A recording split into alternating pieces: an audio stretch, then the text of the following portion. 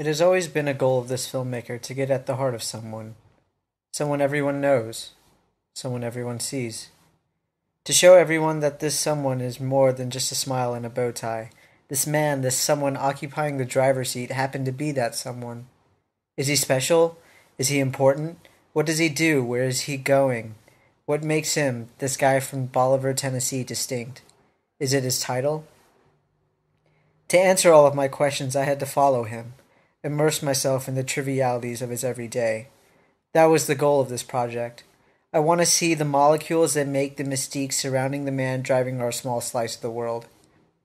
I tried to get at him from as many angles as I could, hoping to unlock the door to the Troutt. Here are my findings.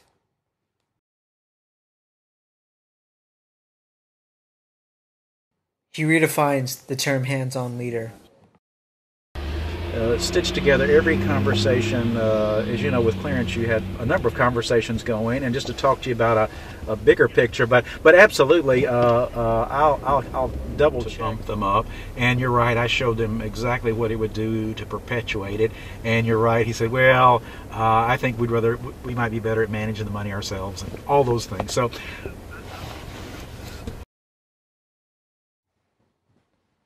As the figurehead, he methodically endures so many meetings. This is where his prominence is truly pronounced.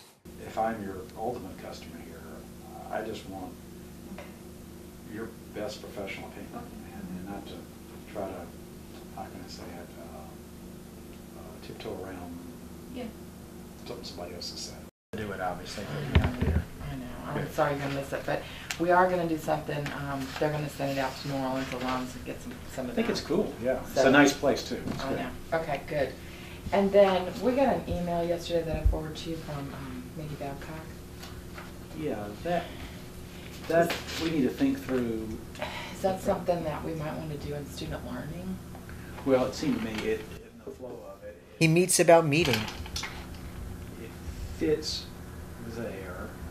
The challenge is then does that turn into a longer report than we would normally have time for, or just not quite fit? He discusses the power politics that is often academia. But as the mail and the letter also came in, I thought, well, there's really a host of possibilities from ongoing initiatives, faculty coming, or whoever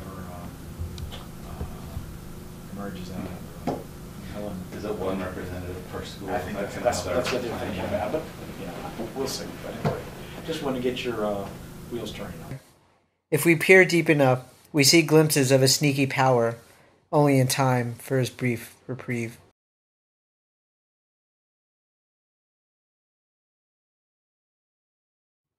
Lunch, he must think. Refreshment, silence, the semblance of relaxation for our hero. This must be his catharsis, no doubt. He is akin to the oft-romanticized Sisyphus, whose rest from the back-breaking and eternal task is momentary but delicious.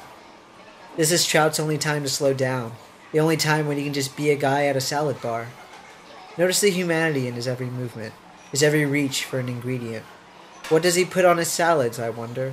What precious commodity feeds his hero's stomach? His sustenance depends on this, and so does this filmmaker's curiosity. Look at him. He eats as we all do, a soup, a salad, 2 cups of tea, a few saltines. This is the stuff of presidents? A wonder, to be sure. But it is no wonder what happens next.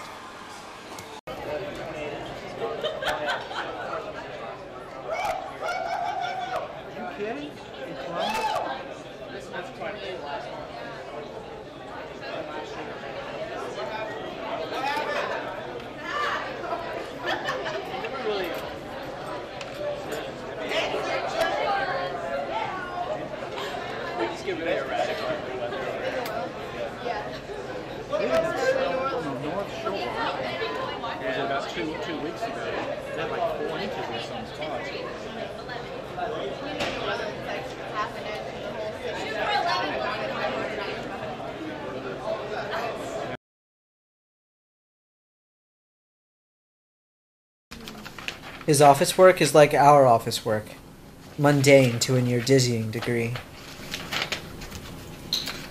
Looks like nothing extraordinary. He makes phone calls.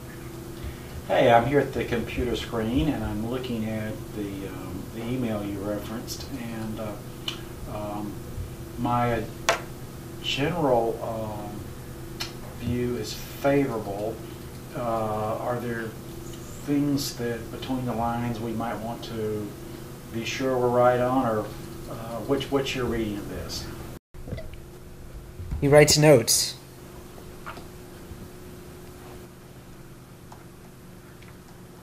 And more notes.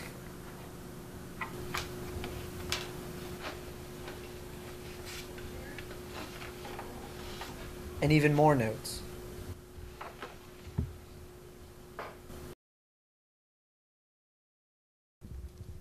It's easy, I think, to find characters in this life whom we feel we must look up to. We are dwarfed by their very presence in front of us. They are like living myth. Their abstraction, when placed in front of our eyes, feels like it should be imposing over us, driving us to do what we only can do, to keep looking up and to keep mythologizing. That was my start. But in the process of observing the Troutt, I felt my vantage point start to shift. No longer was I looking up to him. No longer was I romanticizing his day-to-day. I began to look at him straight on. I didn't see into him, per se. Instead, I saw him. No longer in the shadow, the Troutt suddenly became President Troutt, President Bill Troutt, William Troutt, a man with a job and a life not much different from yours and mine. Pure and simple, that's what I'm doing right now, and I do that really when I've got just quick spaces, because the day, as you see, fills up pretty fast. But if I can use those spaces nicely, I feel like I'm much more productive. So, and people tell me they enjoy a handwritten note. So I know that's old school, but it seems to be because it's so rare that people seem to appreciate it. Mm-hmm.